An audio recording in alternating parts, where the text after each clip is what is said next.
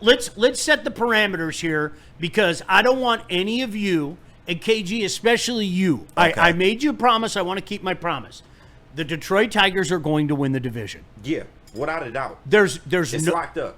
If you ask me, it's locked up. I'm with you. I feel the exact same way, even stronger as I did. I don't think this division's that good.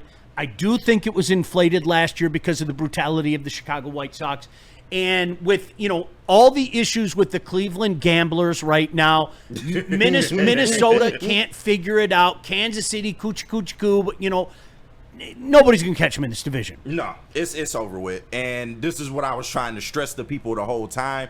And I have been, fully on board with they are not a World Series team to me. And it pains my heart to say that. But when I look at just the roster construction and how they have to win games, I really just don't view them as a World Series caliber team. Now, I do think that they can absolutely dominate the AL Central. They've done it to this point, and I do feel like that they can make some noise in terms of the whole American League, but I'm not ready to say World Series caliber team with just how they look right now. No, and that's exactly what we're going to talk about, and I think some cracks have shown. Yeah. And before you yell at me, KG, I'm trying to stay positive, but now we're looking to the postseason and to the point that you made. I think a lot of us, yours truly included, said, yeah, we can win the American League. Why not? Of course. Why not the Tigers? I guess I'm going to answer my own question today.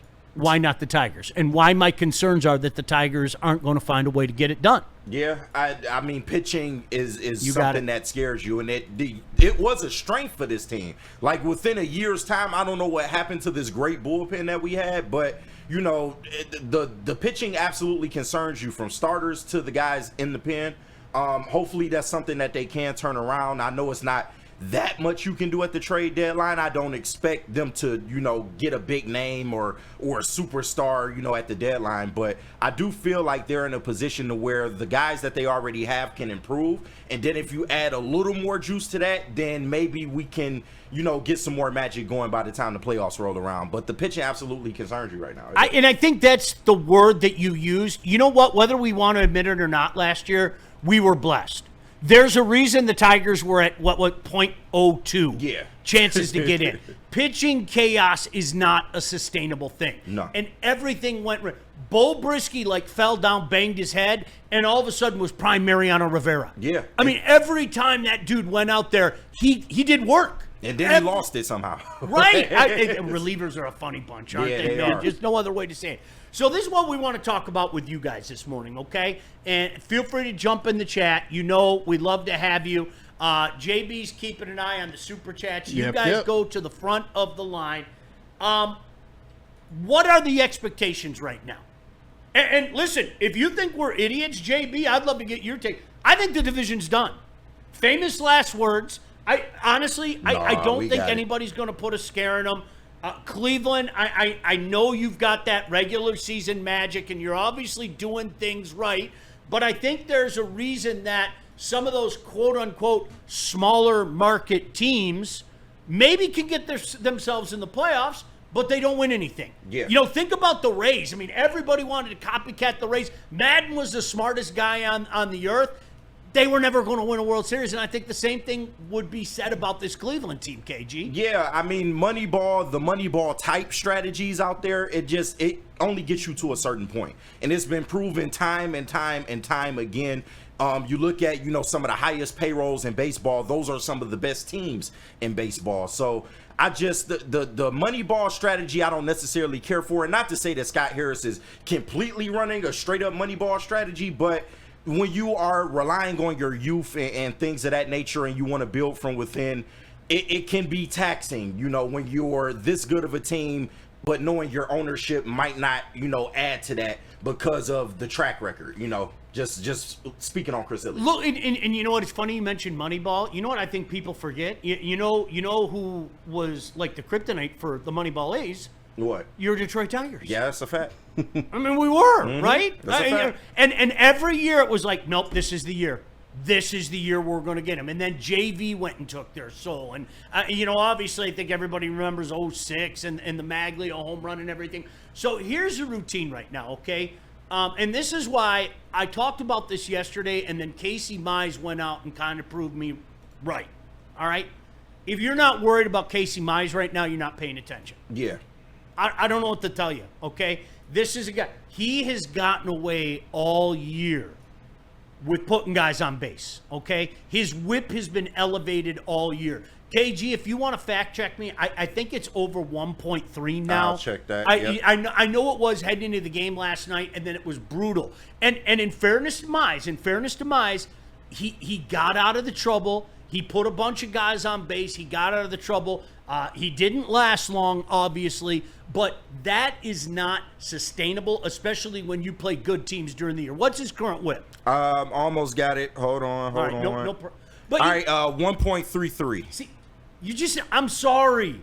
And you know, the ERA's down here, but when you're putting that many guys on base, man, you are going to get hit. You're going to get in trouble, especially against the better teams come playoff. And one of the things that we said is, okay, who's the 1-2 punch here? Right now, the Tigers are devoid of a number 2 that I feel confident about. I feel you, but I keep pointing to Jack Flaherty. There it is. I knew you were going there. I knew you were going there. No, and I get it, y'all. Like, he is a streaky son bitch. Like, he is. But we got to realize, one, he is a top-tier pitcher in this league. He's not average by any means. I would say he's above average, but not elite. But he is somebody with experience that's been there and done that. And he's somebody that is capable of sitting down a lot of batters. The only thing with him is just how long will it take him to get settled into the game? Because we all know those first 2 to 3 innings for Jack Flaherty, they can get murky. They can look bad if he's giving up home runs and things of that nature. But overall, Jack Flaherty is a damn good pitcher, and I do feel like he's the number 2 for this team right now, and you kind of don't have a choice about it. Like, as much as I like Casey Mize, he just struggles with location a lot. And when he's missing the zone and he's leaving his breaking balls up, he has a tendency to go out there and get rocked. And you saw it yesterday, 31 pitch first inning. Like, it's tough, man. He didn't make it out of 2 ultimately. And yeah, it's just, you are concerned for what 1 through Scooble you have. You know that. But everybody else, I can understand the concern, but I do think you have a number 2 in Flaherty. It's just about everybody else after Flaherty to me. You know, and it's a nice position to be in. And the difference between this year and last year, it reminds me so much of 2006. 2006 was so magical because it was unexpected. Right. Okay? And I'm not like KG. It's free money. The second the season ended, I literally said to myself, next year's not going to be the same. Yeah. Because of expectations. Of course. And that team fell off so hard in the summer. I think people forget that 2007 team fell off so hard in the summer. And I got that same vibe right now. This has been cool. Don't get me wrong. I'll take the Central Division again. It's been a long time. They haven't won the division since 2014, okay? But I can't help myself, and I think a lot of fans are just like me. I'm looking ahead.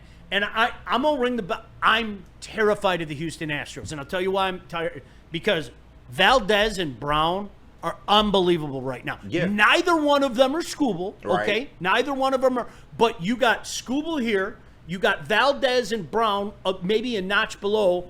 And then I think there's a drop-off to who's the Tigers' number 2 pitcher. And I'm with you. I think de facto it has to be Jack Flaherty. It has to. It has to be Jack Flaherty.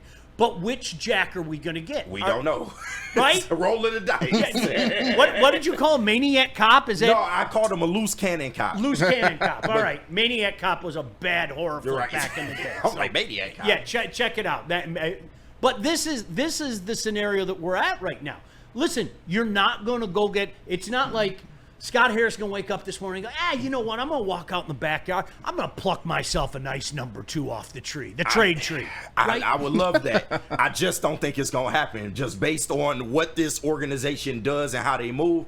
I just don't see it. But I do think they will do something. Like, I know yesterday you said you think they're done. Like, you don't think they'll make any other moves. I do. And it's I hope I'm wrong. That'll be malfeasance if they don't. And just being real about it, like, a lot of people are not happy with the Chris Paddock move, and understandable to a degree. I get it. You know, he's not in the best form that you would like him to be right now. You do have a pitching coach in Chris Fetter that can maybe work some things out, but you look at that and you look at Luke Jackson, that's all you have to account for, and we're still 2 days away from the deadline. So logically, I think there is another move to be made. I just don't know what it is. I don't know whether it's a bat. I don't know whether it's another relief pitcher, which I'm sure a lot of people would love, or, you know, I don't think they're getting any more starters at this point, but we got to figure it out. But it'd be malfeasance if they don't do anything. It really would be, and I think especially like this bullpen, which is already leaking,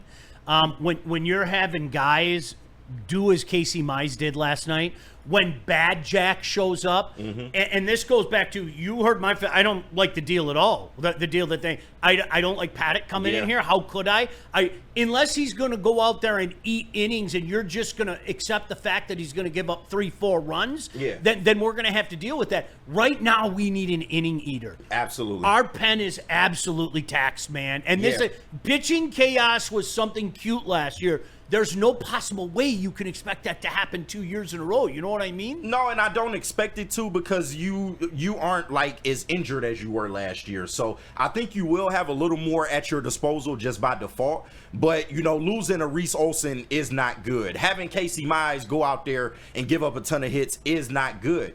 And with the Chris Paddock move, I can understand it, because you brought him in to be kind of like that 4th, 5th buffer starter. Now you kind of have to push him up a little bit because of where you're at.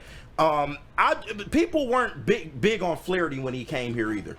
And that's the only caution I would give you. And not comparing Chris Paddock to Jack Flaherty, of course, but when Jack Flaherty first came in, he was a broken man. He was a down and trodden and out pitcher. A lot of people had given up on him. And then he comes to this system. He works with Chris Fetter. And last year, he gave us an amazing year before he was traded.